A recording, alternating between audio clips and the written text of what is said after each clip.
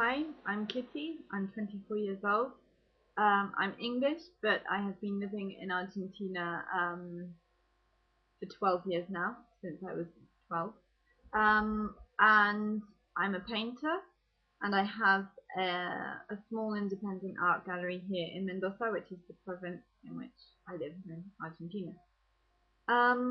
Well, basically, the reason that I advocate for the Zeitgeist movement is that I just feel that it makes sense.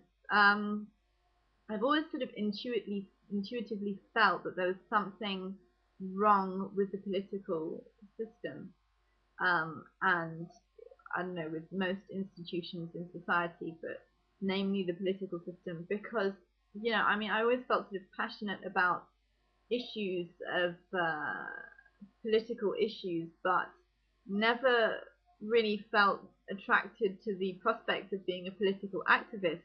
Although I have this sort of intuition and these vague feelings, it wasn't until I saw this Zeitgeist movement that it really sort of, I just felt that it expressed, it gave me the words that I couldn't really find.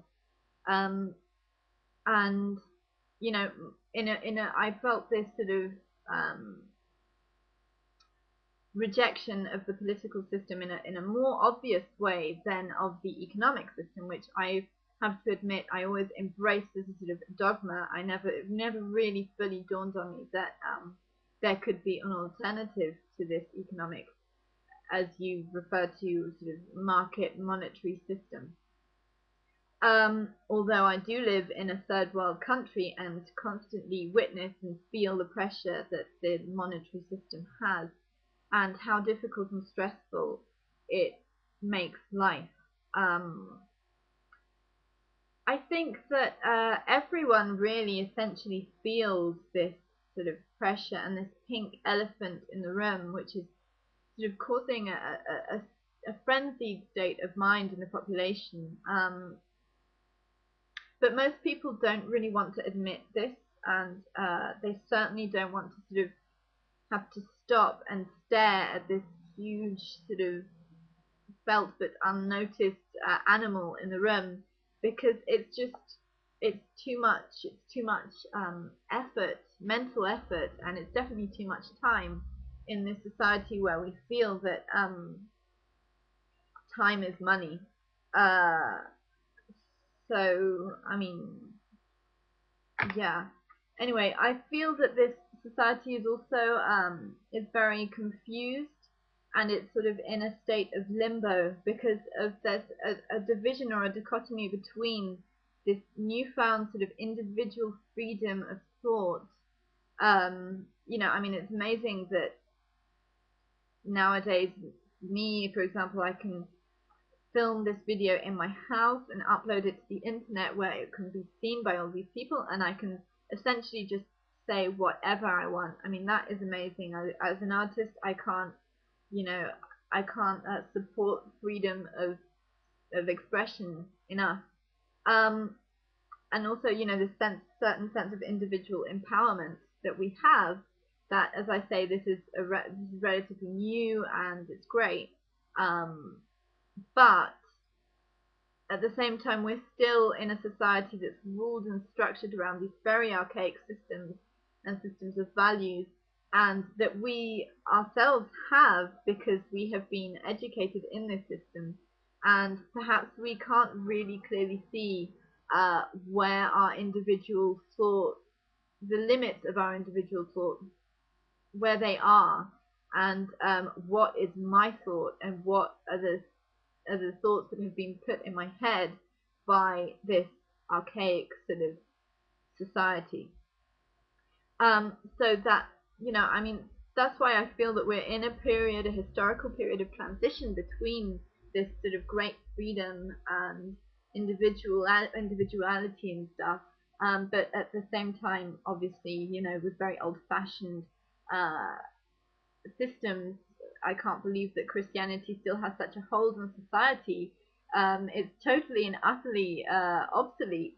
And I mean, well, whatever. But basically, that's why we're in a period of transition.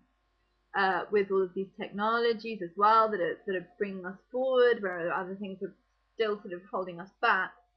That's natural. I don't think there's anything particularly wrong in this, as I say, in this transition period. But after seeing the movie, I think, or the 3 movies in this one long marathon on Sunday that I had on my computer, where I couldn't stop watching, one comes to realize that this change has to be accelerated. We have to take hold of it and not sort of just live out the natural flow and see where it takes us, but really have this radical change, because our current way of life is very dangerous to us and is ultimately destructive and might essentially end up by killing us, or at least our grandchildren, which obviously as a species we shouldn't want.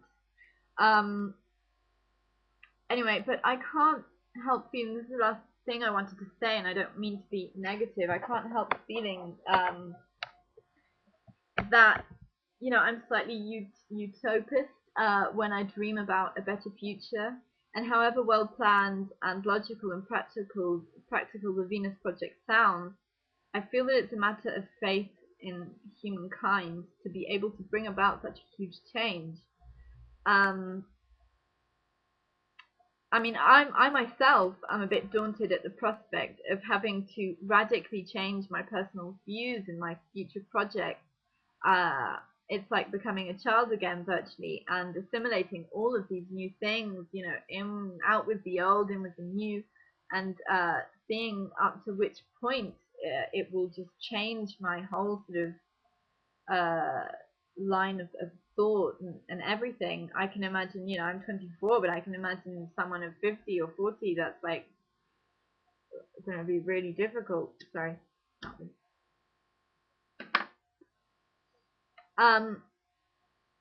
You know, I mean, I have several questions to put forward to the Venus Project and the Zeitgeist Movement, the directors and the people sort of in the know, before I totally let go of this initial apprehension. But for the moment, I admire and stand by the movement. I think I really applaud the effort. I put my faith in their intelligence. I like the word faith, even though it's very sort of Christian and old-fashioned. And yeah, I mean, I'm gonna definitely try and enlighten the people around me, and you know, it's like a light at the end of the tunnel, so I'm very appreciative of that, and I think that it's great that that this is happening. So look forward to eventually being a part of this in the future.